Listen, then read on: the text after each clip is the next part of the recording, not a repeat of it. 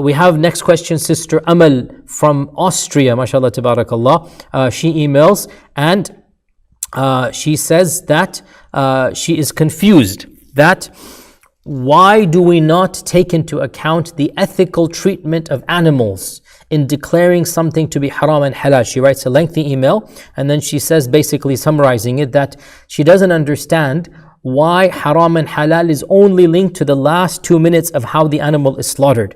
And she is asking, what if it was not treated humanely? What if it was, cramped and put in a cage and all of these things happen in a very negative way. Why can't we say that meat is haram? Why should we say it is halal just because it was slaughtered properly? وما أرسلنا من قبلك إلا رجالا نوحي إليهم فاسألوا أهل الذكر إن كنتم لا تعلمون. This is a very good question. And again, this is the rapid Q&A, so I have to answer quickly. We're not doing the long one, but I have given a lengthier answer to the issue of halal meat, by the way. You can listen to that.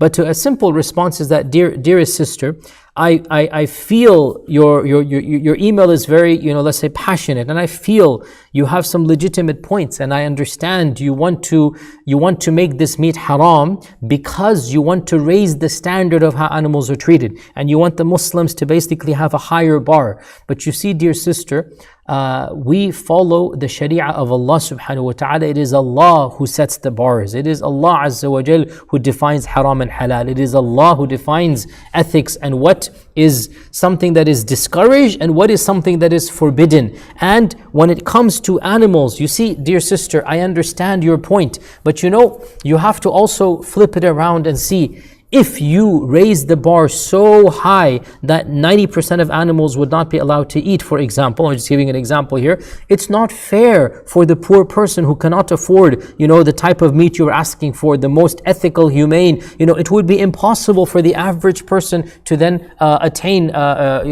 meat. And therefore, what the Sharia has done is absolutely amazing, it's beautiful. And that is, listen to this carefully, the farmer is responsible to Allah for the treatment of the animals, and the one who purchases is responsible to Allah for the mechanism of slaughtering. So the two of them are put together will bring about an ethical treatment of the animal. However, we do not put the onus of the onus of ethical treatment completely on the purchaser. Rather, the purchaser, listen to this sister, has the option. You have the prerogative. You have the right to say, I'm not going to buy from that farm because it mistreats animals, and I'm going to buy from that farm because it is humane treatment. That is your prerogative. But to declare the meat haram on the rest of mankind is simply not fair, because you are raising your standards too high, and not everybody can afford or be able to do that. Rather, what you can say, which is what the Sharia says, that the farmer who mistreats the animal and acts in an inhumane manner is liable in front of Allah subhanahu wa ta'ala. And if you are involved in the industry and you are an inspector, or you have the option to complain or something, and the government does not allow this, you have every right to complain and take legitimate means to put punitive measures on the farmer. But you cannot penalize the person who wants to buy. That's not fair. You can penalize the farmer. And in the eyes of Allah azza wa jal, I'm saying farmer here, obviously I mean livestock owner, obviously, right? So you can in the eyes of Allah subhanahu wa ta'ala, the one who is taking care of the animals, if he mistreats the animals, then he shall be accountable to Allah. We all know of the case of the lady who entered the fire of hell because she starved her cat to death. She starved her cat to death. And Allah Azza wa Jal caused her to enter the fire of hell because of that one misdeed against an animal. So that person who keeps animals locked up, who doesn't feed the animals properly, who might be cruel to the animals, that person is answerable to Allah. Allah Azza wa Jal might punish him or might forgive him depending on the person and what he has done and what not. And that is between him and Allah subhanahu wa ta'ala. But for us as the consumers, you have the right to demand, but you cannot forbid upon upon other people what you personally, what is basically the responsibility of the farmer. So I hope that inshallah ta'ala that is clear, that I'm not dismissing your concerns, but I'm saying the answer to this is not to penalize the average person who might be struggling to afford, the basic food items and meat, and then say, oh no, because we all understand, dear sister, here's the point here.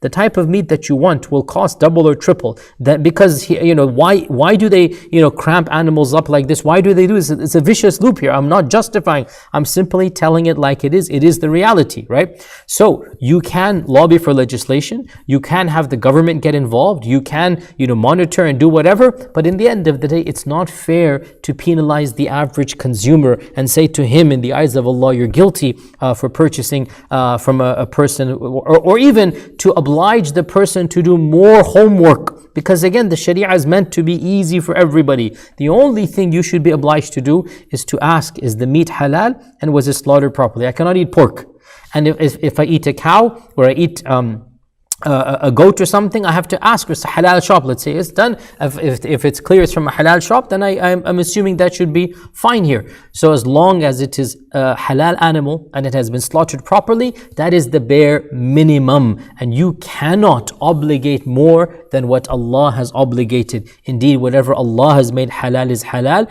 whatever Allah has made haram is haram. We do not base halal and haram on our own whims and desires, and Allah subhanahu wa ta'ala knows best. يا من أجبت دعاء نوح فانتصر وحملته في فلكك المشحون يا من أحال النار حول خليله روحا وريحانا بقولك كن